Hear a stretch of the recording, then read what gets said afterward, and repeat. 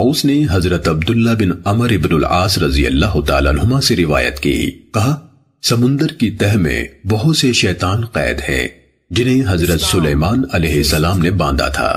وقت آ رہا ہے کہ وہ نکلیں گے اور لوگوں کے سامنے قرآن پڑھیں گے۔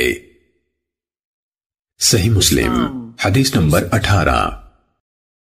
ہشام بن حجیر نے طاؤس سے روایت کی، کہا یہ یعنی ان کی مراد بشیر بن کعب سے تھی، حضرت ابن عباس رضی اللہ تعالیٰ عنہما کے پاس آیا اور انہیں حدیثیں سنانے لگا۔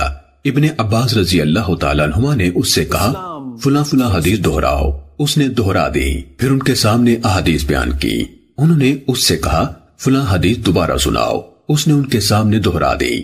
پھر آپ سے عرض کی میں نہیں جانتا کہ آپ نے میری بیان کی ہوئی ساری احادیث پہچان لی ہیں اور اس حدیث کو منکر جانا ہے یا سب کو منکر جانا ہے اور اسے پہچان لیا ہے۔ حضرت ابن عباس رضی اللہ تعالیٰ عنہما نے اس سے کہا جب آپ صلی اللہ علیہ وسلم پر جھوٹ نہیں بولا جاتا تھا ہم رسول اللہ صلی اللہ علیہ وسلم سے احادیث بیان کرتے تھے، پھر جب لوگ ہر مشکل اور آسان سواری پر سوار ہونے لگے یعنی بلا تمیز صحیح و ضعیف روایت بیان کرنے لگے تو ہم نے براہ راست آپ صلی اللہ علیہ وسلم سے حدیث بیان کرنا ترک کر دیا۔ صحیح مسلم حدیث نمبر 19۔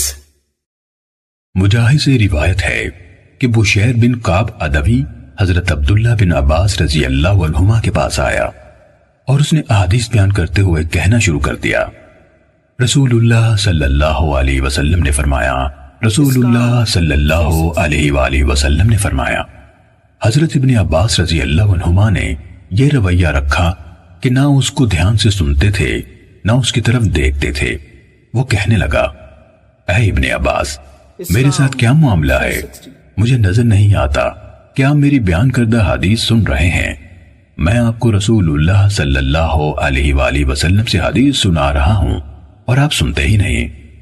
حضرت ابن عباس رضی اللہ عنہ نے فرمایا ایک وقت ایسا تھا کہ جب ہم کسی کو یہ کہتے سنتے رسول اللہ صلی اللہ علیہ وسلم نے فرمایا تو ہماری نظریں فوراً اس کی طرف اڑ جاتی اور ہم کان لگا کر غور سے اس کی بات سنتے۔